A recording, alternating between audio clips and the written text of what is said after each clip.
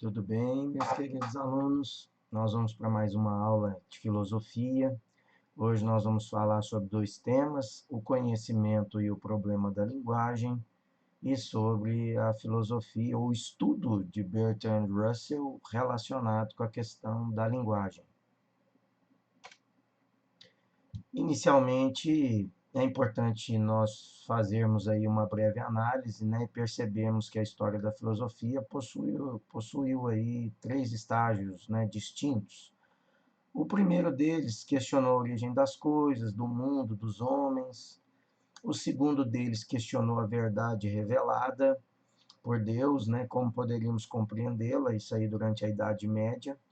E depois, já durante a modernidade, a filosofia passou a discutir o que era possível compreender e quais eram os limites para esse determinado conhecimento, né? Aliás, durante a modernidade, o tema do conhecimento foi amplamente discutido por vários filósofos, né?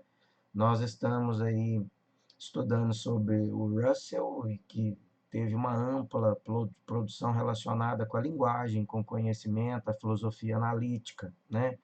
Nós já estudamos outros e ainda vamos estudar mais alguns filósofos que têm estudos voltados para esse tema, né? O próprio Kant tem um estudo importante voltado para a questão da linguagem e do conhecimento, né? Então, olha, por exemplo, é possível conhecer Deus? Pois se não for possível, é inútil questionar-se sobre ele e tentar compreendê-lo. Quer dizer, é possível conhecer? Se não for, não tem sentido nenhum você fazer uma produção científica ou filosófica e muito menos precisar compreendê-lo ou tentar compreender Deus se você não tiver condições ou não acreditar na existência desse mesmo Deus. Então, essa é uma temática bastante produzida, né, dentro dessa filosofia analítica relacionada com a teoria do conhecimento. Antes de compreender, então, alguma coisa, o que a filosofia quer? É necessário compreender aquilo que está sendo dito. Então, a grande problemática da linguagem é exatamente compreender o que ela quer dizer, né? Onde ela quer chegar. Né? Exemplo, olha, se uma pessoa fala para você, meu filho está passando por provas difíceis, né? O que necessariamente significa essa frase? Significa que o filho está fazendo provas complicadas na escola ou significa que esse mesmo filho está passando um momento difícil na vida dele? Qual foi a frase mesmo? Aqui é o cursor, olha. Meu filho está passando por provas difíceis. Né? Então, quer dizer, as provas seriam relacionadas com o ambiente de estudo ou as provas seriam relacionadas com a nossa própria vida, né? Todos nós estamos sujeitos a essas mesmas provas e desafios que a vida nos propõe. Então, a frase em si não denota um significado objetivo, um sentido objetivo, né? É exatamente esse aí uma das searas de estudo do campo da linguagem e do conhecimento, tá bom? Então, todos nós concordamos que essa linguagem é um elemento de grande importância. Sem a linguagem, necessariamente, a gente não se comunica, o ser humano não se relaciona, né? Sobretudo para os seres humanos, a linguagem é essencial, porque ela é fonte de socialização, ela é fonte política, né? É através dela que a gente possa solucionar determinados conflitos, é através dela que nós vamos comunicar, que nós vamos deixar um legado, que nós vamos falar a respeito da nossa história, da nossa organização, que nós vamos vivenciar a cultura. Então, a linguagem ela é importantíssima, sobretudo por seres humanos, mas também é entre os animais, né? Os animais também se comunicam, os animais também estabelecem projetos, plataformas, né? Os animais estabelecem também um ritmo de vida, né? Até mesmo de sua sobrevivência, e se comunicam o tempo todo, né? Então, a ausência de linguagem torna tudo muito complicado, muito difícil, né? Quase impossível de nós estabelecermos um ponto de conhecimento e essas possibilidades que o conhecimento possa nos levar a ter, né? Então, quando falamos em linguagem, nós não estamos nos referindo apenas à língua inglesa, espanhola, portuguesa, né? A fala de um modo geral. Nós estamos referindo à construção dessa linguagem histórica, né? À construção cultural, aquilo que efetivamente significa cada gesto, cada símbolo, né? Em culturas distintas, até mesmo símbolos que a gente está acostumado a fazer nas nossas aulas em geral, né? Ou na nossa vida corriqueira, na cultura ocidental, não tem o mesmo sentido na cultura oriental. Exemplo, o sentido, né, de positivo que a gente tem do polegar levantado na nossa cultura ocidental tem a ver com valeu, com positivo, com concordo, é uma afirmação válida, né, positiva, de concordância. No entanto, esse mesmo símbolo já na cultura oriental, o indivíduo vai ficar bastante chateado com a gente, né? Porque é uma provocação, é um insulto, é um xingamento. Então, todas as vezes que a gente fala dessa simbologia, né, em torno da construção da linguagem, nós precisamos entender que ela tem distinções, que ela tem efeitos, fenômenos diferentes e características que vão impor consequências ou resultados também distintos em cada uma das pessoas ou em cada um desses processos culturais dos quais nós estamos aqui relacionando. Então, a linguagem, ela pode ser verbal, corporal, simbólica, através de imagem. Eu estou dizendo o símbolo positivo, que é uma linguagem simbólica, né? A bandeira nacional, o hino nacional, ela é uma linguagem simbólica, né? As expressões corporais, a língua de sinais, né? O braille, tudo isso são formas de linguagem, né? O piscar de luz, o código Morse, a fumaça já fora utilizado como método de comunicação para tribos, para comunidades indígenas, né? Então, ou seja, a linguagem é vasta, né, gente? Antes de falarmos, então, né, nós já tínhamos uma linguagem corporal. Quando nós éramos bebês, por exemplo, nós não falávamos, mas nossos pais mais ou menos entendiam o que a gente queria dizer para eles, através das nossas expressões faciais, através de gestos, ou mesmo do nosso choro. Os pais reconhecem um choro de manha e um choro de dor. Um choro de quando o bebê está incomodado porque tem cocô na fralda, ou um choro de quando o bebê está encalorado, está precisando tirar um pouquinho a roupa abafada no corpo. Então, tudo isso, com o passar do tempo, os pais, né, que cuidam de crianças, de bebês, vão interpretando. Mesmo que os bebês não falem, os pais conseguem interpretar aquilo que eles querem dizer, né? E é por isso que a vida se torna um pouco mais fácil. E é por isso que os pais e mães conseguem criar muito bem seus filhos, né? Pelo menos via de regra, os pais são muito dedicados, né? Eles conseguem perceber aquilo, os sinais que os filhos efetivamente querem nos demonstrar, né? Então, com o passar do tempo, com o convívio da família, essa linguagem foi ampliando, passamos por uma linguagem verbal, para uma linguagem oral, depois para uma linguagem escrita, né, visual, o que nos capacitou para pensar com autonomia. Um dos grandes estudos da filosofia e um dos grandes objetivos que a filosofia tem é gerar autonomia para o ser humano, é fazer com que o indivíduo pense com autonomia, né? Pense com liberdade, tenha autonomia crítica no pensar e discernimento crítico para entender a realidade social. Não tem sentido a gente usar da linguagem, da comunicação ou mesmo da filosofia se não for para que a gente tenha essa autonomia crítica no pensar, essa emancipação no pensar, né? Não dá para a gente estudar, interpretar, dominar a linguagem, dominar a filosofia e pensar de acordo com o senso comum, sem nenhuma criticidade, sem nenhuma leitura crítica daquilo que a gente está vivendo, né? Esse é um papel importante que a filosofia tem e isso demonstra a importância que tanto a linguagem quanto a filosofia têm para nossas vidas.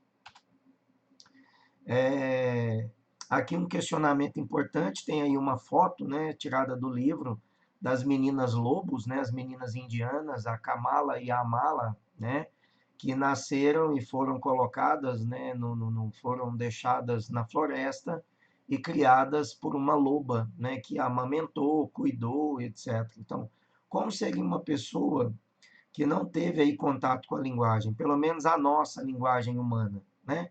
Qual seria o seu comportamento? Como ela iria se comunicar, né? Seria possível alguma comunicação entre ela e outra pessoa que faz o uso normal dessa linguagem humana, né?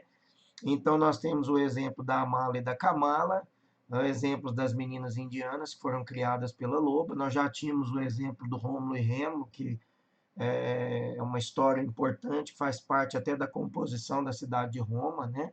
Mas a Amala e a Kamala, as meninas indianas, de fato, viveram essa realidade.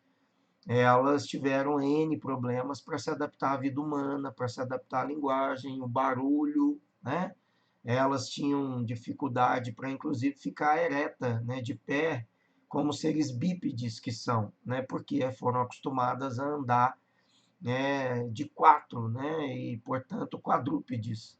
Comiam com a boca direto na alimentação, assim como os animais comem, né, não usavam as mãos, não usavam talheres, tinham extremas dificuldades, né, para usar o banheiro, para fazer as suas higienes pessoais. Por quê? Porque estavam ligadas ao contexto de criação, de terem passado por muitos anos aí, né, na floresta junto com a loba e com a matilha de lobos aí. Então, a dificuldade da linguagem, a dificuldade de viver nessa nossa cultura humana, em razão de sons, de sinais, de hábitos. Então, a linguagem ela é de fato extremamente necessária e nós vamos perceber como que ela compromete ou não a nossa estrutura emocional, inclusive relacional, né, com as pessoas em termos das relações sociais. Uma importante imagem aqui é do filme Neo, né, que da década de 90, em que a Jodie Foster interpretou muito bem o papel de uma menina que também não estabelecia uma linguagem humana, né? Ela tinha linguagens cifradas, porque vivia também no mato, e, e o filme mostra, assim, com perfeição a importância da linguagem, a importância da comunicação, as dificuldades que os seres humanos têm em se comunicar. Então, ela tinha ali, ela tinha uma. No filme mostra a vivência, né, que ela tinha com a natureza, como que ela vivia de modo harmônico com a natureza e tal, mas não compreendia propriamente essa linguagem humana, né?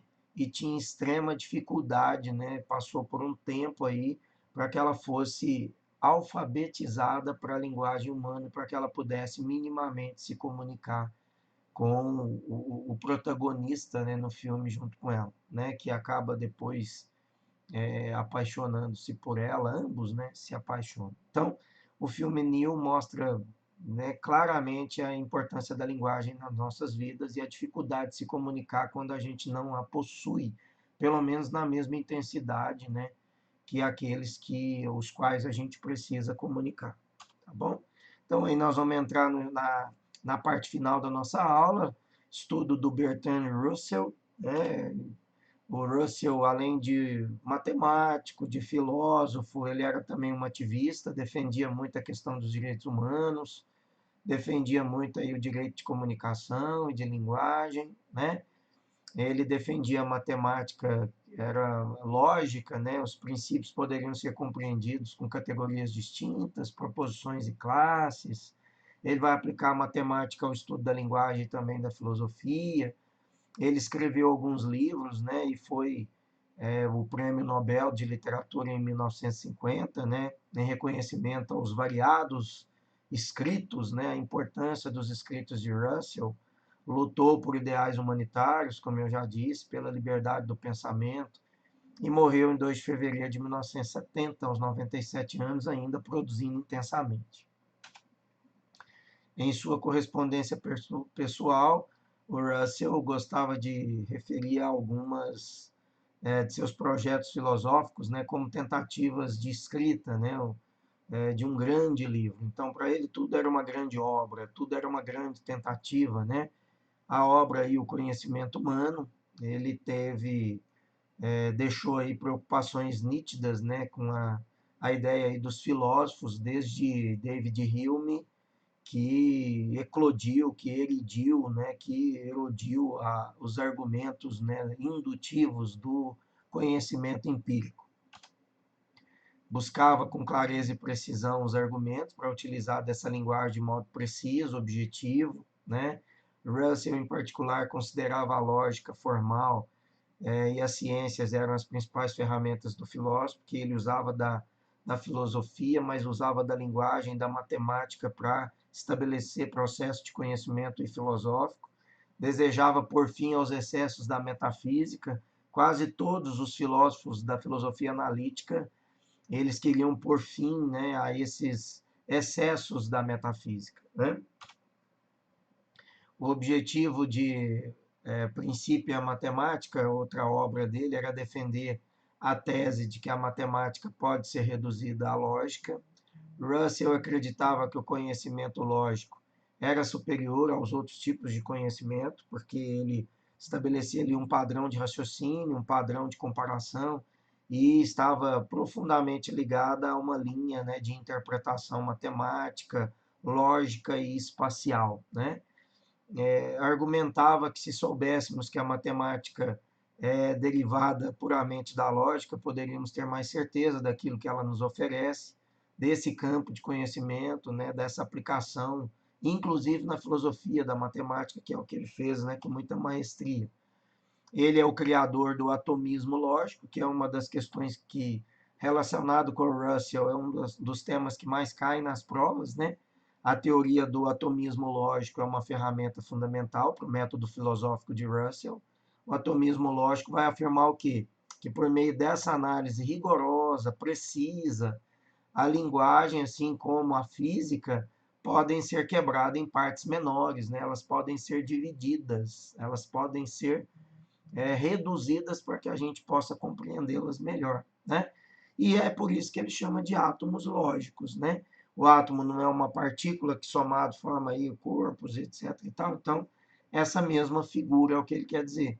Os átomos lógicos são pequenas partículas tiradas da matemática, da física, né? Para que a gente pudesse interpretar algo maior. A análise dos átomos, então, é uma afirmação, né? Expomos as suas assunções, poderíamos julgar, poderíamos validar melhor a verdade desses argumentos, né? Usando essa metáfora aí dos átomos lógicos que o Russell escreveu para nós. A teoria de descrições foi uma contribuição muito significativa também de Russell à teoria da linguística. Ele acreditava que a linguagem do dia a dia é imprecisa, é ambígua demais, né, para representar a verdade. Era necessário, então, uma linguagem mais pura, né, mais rigorosa, mais cartesiana, vamos assim dizer, para livrar a filosofia desses erros, né, dessas assunções. Então, a linguagem formal idealizada por ele seria baseada nessa matemática lógica, nessa teoria dos átomos, né, de pequenas partículas, que assemelharia a uma série de equações matemáticas. Russell também dividiu o conhecimento humano por familiaridade, conhecimento por descrição. O filósofo argumentava que conhecer algo significa ter conhecimento direto, objetivo, imediato daquilo que se quer conhecer, né? Esse conhecimento não podia ter uma interferência, né, do intermediário. É exatamente por isso que ele criticava essa metafísica. O conhecimento por descrição requer que façamos inferências, afirmações objetivas e claras, né, a respeito desses objetos. Por exemplo, em vermelhinho nós temos aqui o objeto, olha, o exemplo. A maioria de nós sabe apenas por meio de descrição o que é o Everest, que o Everest é uma montanha mais alta do mundo. Mas poucas pessoas já tiveram a oportunidade de ir até o Everest. Eu mesmo não tive, né? Então, é exatamente isso. A gente conhece pela descrição, mas necessariamente não quer dizer que nós já tenhamos ou que nós conhecemos alguma coisa ou conheçamos a ponto de ter nas nossas mãos, né, de modo objetivo.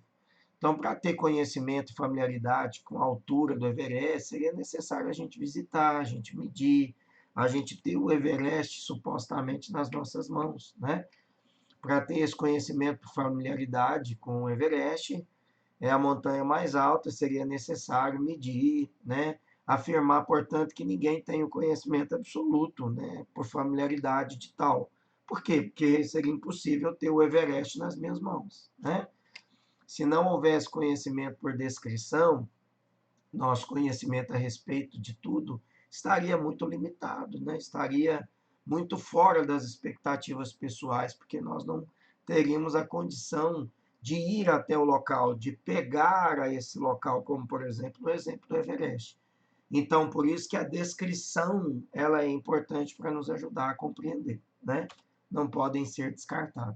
E por fim, o Russell então vai ensinar que o conhecimento por familiaridade e por descrição operam juntos, estão interligados, né? Para criar a totalidade. Então, quando eu tenho a descrição e quando eu tenho a familiaridade de estar no Everest, né?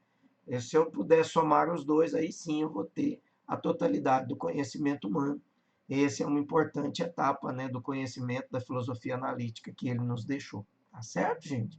Eu espero que eu tenha contribuído, espero que Russell passe a ser um dos temas também do seu gosto, e para a gente entender a dimensão da importância desse filósofo, né, desse ativista que lutou tanto pelos direitos, pela comunicação, pela liberdade de expressão, como o Russell fez para nós, tá bom? Um grande abraço, até a próxima aula.